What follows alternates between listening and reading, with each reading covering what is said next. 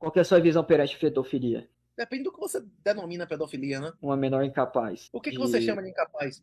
Inclusive, Rothbard é contra o conceito de incapaz. Ele acha que todo mundo tem que ser tratado como capaz, não é isso? ter uma criança de 8 anos. Rothbard diz que a lei tem que ser aplicada igual para todo mundo, nesse manifesto libertário, não é isso? Então uma criança de 8 anos pode casar com um cara de 50. Se os pais concordarem e todo mundo concordar. Rothbard diz isso no manifesto libertário, não diz? Ele é contra o Cara, conceito jurídico de capacidade. Ele acha que todo mundo tem que ser tratado como capaz. Se você só vai ser considerado como incapaz se você for isolado pelos seus parentes de ter relação com terceiros. Não é isso que tem lá no manifesto libertário? cara, vou ter que Esse checar negócio de lá. conceito de capacidade e incapacidade, isso tem que ser avaliado pela exposição social. Você produziu dano ao outro, meu irmão, não interessa se você é o jegue, tem que compensar, não é isso? Cara, então vou ter que checar. Então, nesse caso do PC Siqueira, você acha que não deveria ser preso? Não sei quem é PC Siqueira. PC Siqueira é aquele cara lá, aquele youtuber que é coligado com o Cauê Moura, Rafinha Bastos, que deu problema todo lá em 2020, porque ele via fotos de bebês pelados. Não, supostamente falando, para não ser processado. Você vê foto de bebê pelado prejudica alguém? Quem é a vítima disso? Mas moralmente você deveria ser punido. Isso, ele já. Se o cara criar uma realidade virtual, que ele faz sexo com crianças virtuais que não existem, você acha que esse cara tem que ser preso? Sim, Por quê? Ele violou o direito de quem? Ele tá prejudicando a quem? viu o prejuízo de quem? Mas nesse caso, eu abro mão do libertarianismo para prender esse cara. Nesse vídeo eu vou provar para vocês que ele está defendendo o direito de um pai abusar da sua própria filha. Quando o Milei ganhou as eleições, eu fiz um carrossel no meu Instagram explicando um pouco o que era o anarcocapitalismo. Inclusive eu comentei como ele abria brecha para esse tipo de absurdo, como pedofilia e mais uma série de coisas que está na essência do anarcocapitalismo. Tá na essência do anarcocapitalismo. Na verdade, está na essência do liberalismo, está na essência do neoliberalismo e da sociedade onde a gente vive, e é por isso que ele é tão pedófilo. Teve gente me chamando de exagerado e aqui onde eu triunfo agora. Algumas considerações, eu fiz alguns cortes no vídeo ali para ficar mais dinâmico, né? Porque o videozinho de entrada pro canal tem que ser curto, e nem conseguiu ser tão curto. E eu também deixei o vídeo de onde eu retirei do canal do Henri Bugalho. Eu tenho diferenças irreconciliáveis com o Henri Bugalho, já fiz vídeo criticando ele aqui no canal, tudo, especialmente com a Carolina Arcari, porque ela é feminista radical transexcludente, mas nesse caso estamos do mesmo lado. O Henri faz um trabalho interessante de divulgar informação, e muitas vezes ele passa mais tempo atacando a direita do que a esquerda, e quando ele faz isso tem coisa interessante, e eu não tenho problema nenhum em dar referência das coisas. Inclusive o vídeo anterior, onde eu falo do Renato 38, também foi retirado dele, porque eu realmente não tenho paciência para ficar consumindo esse conteúdo de extrema direita. E a minha comunidade de apoiadores, de pessoas que se comunicam comigo e sugerem esse tipo de conteúdo, ainda é pequena a ponto de eu não ter o mesmo acesso que ele tem. Então, para trazer um pouco de filosofia, não ficar só na raiva que a gente fica quando a gente vê alguém defendendo explicitamente pedofilia, o autor que ele está trazendo ali é o Murray Rothbard, e uma das obras mais importantes dele é o Manifesto Libertário, que eu já li, eu já fiz comentários sobre essa obra muito tempo lá no início do canal. Eventualmente eu perdi o interesse, porque realmente insistir no anarcocapitalismo, que é um terraplanismo, né, não vale muito a pena, mas nesse caso a gente precisa conversar um pouquinho. O Rothbard, ele é famoso entre os anarcocapitalistas por ser realmente um dos poucos autores que estudaram alguma coisa e que são realmente anarcocapitalistas. A maioria dos autores que os anarcocapitalistas se utilizam não são anarcocapitalistas porque eles defendem o Estado mínimo. Claro que ele entende que o Estado mínimo acaba se tornando o Estado máximo, afinal, quem detém as armas, quem detém o poder de violência, vai fazer o que quiser, vai influenciar onde quiser. Então entenda que toda a teoria do Estado mínimo é uma teoria do Estado máximo, tá? É uma teoria do Estado máximo, porque ele pressupõe que deva existir o monopólio da violência em um grupo, e esse grupo não precisa fazer nenhum tipo de reparação, não precisa fornecer saúde, educação, nem nada, que poderiam servir de contraponto para amenizar o poder violento do Estado. Então, na verdade, o Estado mínimo é uma defesa do Estado máximo. O Rothbard abole isso, se tornando um dos poucos autores anarcocapitalistas de verdade. Qual que é a questão? O anarcocapitalismo não tem como ser entendido como um anarquismo, porque ele pressupõe uma separação entre Estado e capitalismo. E já foi comprovado inúmeras vezes pelos fatos, fora os alucinados dos anarcocapitalistas, todo mundo já sabe que Estado e capitalismo são duas coisas que estão completamente interligadas, não dá nem para separá-las. Então a ideia de abolir o Estado capitalista e manter o capitalismo é um contrassenso, é completamente sem sentido. Isso faz o anarcocapitalismo um delírio, mas poucas pessoas vão delirar tanto quanto Rothbard e seus discípulos. Até então a gente meio que tinha o Cogos, né, que já é um lunático falando sobre o assunto. assunto, agora a gente tem o 38ão. Entende que a maior parte dos ANCAPs são um monte de red pill, um monte de gente frustrada e ressentida que nem entende realmente a obra e que cada um tem sua moralidade, seus limites morais, tanto que o cara que tá conversando com ele fala em algum momento, né, sabendo muito menos a obra do que o 38ão, então o 38ão realmente leu o Rothbard, né, o cara que tá conversando com ele fala assim, nesse caso eu abdico do anarcocapitalismo, porque defender a pedofilia é algo que nem mesmo anarcocapitalistas podem se sentir confortáveis, e como o anarcocapitalismo ele é uma defesa da pedofilia também, algumas pessoas vão ter um mínimo de dignidade de abdicar dele nesse caso. Você que está chegando agora no canal, eu sou o professor Daniel Cidade, bacharel e licenciado em filosofia, mestre e doutor em filosofia política e ética. Eu queria convidar você a se inscrever no canal, deixar aquele like maroto e ativar o sininho. Quem se tornar membro do canal ou contribuir no Apoia-se,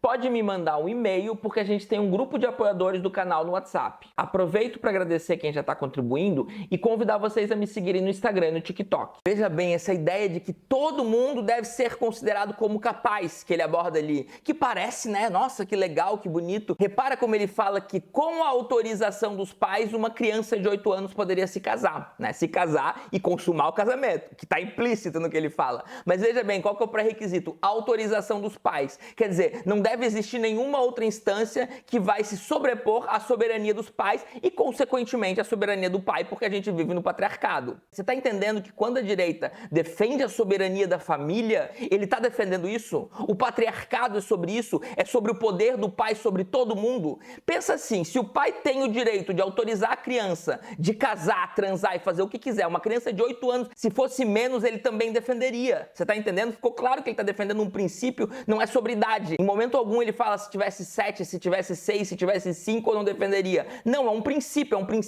universal. É um princípio universal que ele está defendendo. Então, se o pai pode autorizar a criança a transar com o estranho, também pode autorizar a criança a transar consigo mesmo. E a gente sabe que a maior parte de dados materiais, dados empíricos da nossa sociedade, mostram que a maior parte dos casos de pedofilia acontecem na família. Acontecem normalmente com essa pessoa que detém esse poder patriarcal. Que pode ser o pai, pode ser o padrasto, o namorado da mãe, algum tio, às vezes, que também está envolvido nesse poder patriarcal. Às vezes, não tanto de maneira direta, mas muitas vezes o pai é ausente mesmo, então esse tio ou essa pessoa, esse patriarca, faz parte dessa família e abusa das crianças. Então esse discurso da capacidade, né, esse discurso da responsabilidade é altamente reacionário. Um sociólogo, Louis Vacan, um discípulo de Bourdieu, ele explora a questão do liberalismo, neoliberalismo, né, ele fala de neoliberalismo, mas também envolve liberalismo, anarcocapitalismo, todas essas ideologias que parecem diferentes, mas na verdade não são tanto. Ele aborda essa questão da responsabilidade como uma ideia, né, de responsabilizar os indivíduos por questões estruturais, por questões da sociedade, gera toda uma série de opressões das minorias. Então a gente cria todo um sistema de desigualdade, coloca as pessoas na extrema pobreza, coloca as pessoas para receber salário mínimo no máximo, para serem oprimidas pela polícia, cria toda uma indústria das drogas altamente lucrativa, proíbe as drogas e daí gera toda uma questão carcerária problemática, né? Tudo que as pessoas pobres, tudo que as minorias fazem vai ser considerado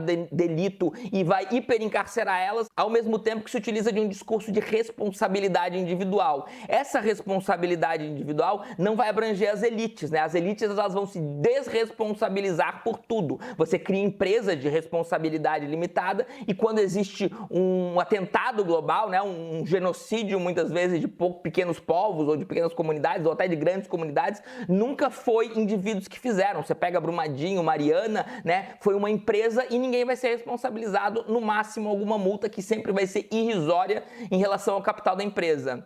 Então, numa sociedade onde só os pobres vão à cadeia, esse discurso de responsabilidade ou esse discurso do capaz vai ser feito para hiperencarcerar os pobres e vai continuar não encarcerando ninguém e não responsabilizando ninguém das elites. A ideia é isolar os indivíduos do seu contexto social e abrir as portas para o inferno. Olha que bonito, né? A lei tem que ser aplicada para todo mundo, é o que ele fala.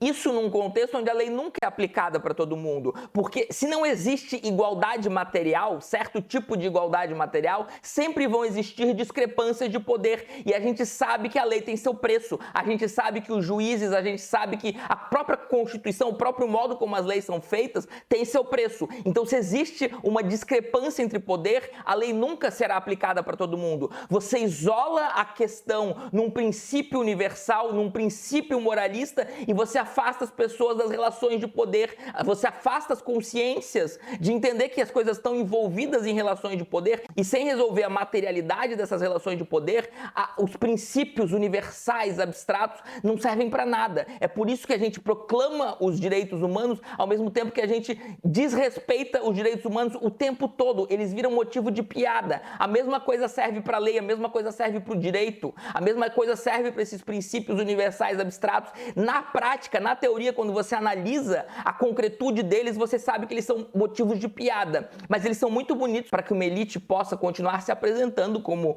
defensora de belos valores, ao mesmo tempo que na prática ferra com todo mundo. Os Estados Unidos mesmo, né, proclama que os indivíduos nascem iguais por natureza, e quem proclamou isso tinha escravizados. Nada menos livre e nada menos igual do que uma criança sendo abusada por adultos. Então essa liberdade proclamada por princípios que não afeta a materialidade vai gerar violência, vai gerar abuso, vai gerar pedofilia, vai gerar uma série de coisas. A liberdade é real quando a gente consegue analisar a sociedade, mensurar as coisas, mensurar as discrepâncias de poder, as relações de poder, o quanto um indivíduo pode fazer com o outro sem que ele vá ser responsabilizado, efetivamente responsabilizado. Então é na concretude das coisas que a gente consegue analisar a liberdade, não os princípios que as pessoas defendem. Olha só, quem é a vítima de fotos de bebês pelados, né? De bebês pelados. Ele está literalmente defendendo a pornografia infantil e a pornografia de bebê, que eu nem sei como é que se daria o nome. Mais uma vez, o que ele está fazendo? Ele está isolando as coisas de um contexto social, né? Porque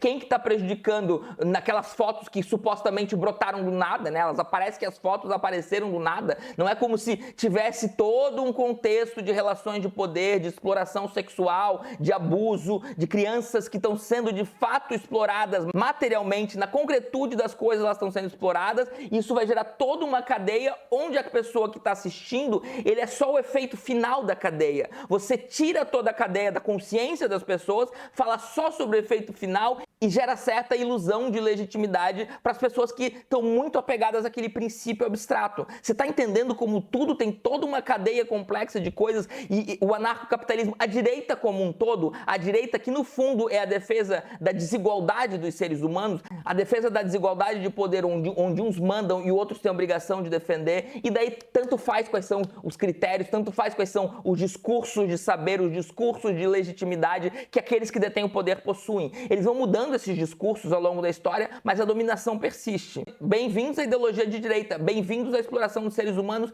bem-vindo ao anarcocapitalismo, ao liberalismo, ao neoliberalismo, que no fundo tem bases muito parecidas, que é a desigualdade, que é a exploração dos seres humanos, a legitimidade da exploração dos seres humanos. Então é isso, pessoal, espero que tenham gostado e até mais. O vídeo já acabou. Eu tô aqui só para tentar te convencer a se tornar membro do canal, ou contribuir no Apoia-se, ou fazer uma contribuição isolada por Pix. Se cada pessoa que curte os vídeos fizer um Pix de R$1 para cada vídeo que gostou, eu já vou ter como viver plenamente do canal e falar livremente sobre tudo aquilo que eu acho que precisa ser falado. Eu meio que liguei o foda-se, sabe? Eu tenho 22 anos de filosofia e eu não tô aqui pra ficar pensando, ai, mas meu Deus, será que se eu falar isso vai ofender fulano, ciclano, beltrano e blá blá blá? Não dá, gente. Eu preciso ser radicalmente, visceralmente honesto aqui. Eu preciso de tempo para estudar, plenitude para isso e o direito, inclusive, de errar. O direito, inclusive, da gente discordar e não se odiar, porque eu acredito nisso, né? A menos que você seja fascista ou alguma coisa. Eu acredito nisso e eu acredito que existe um teto para isso. Se você contribuir no Apoia-se ou se tornar membro do canal,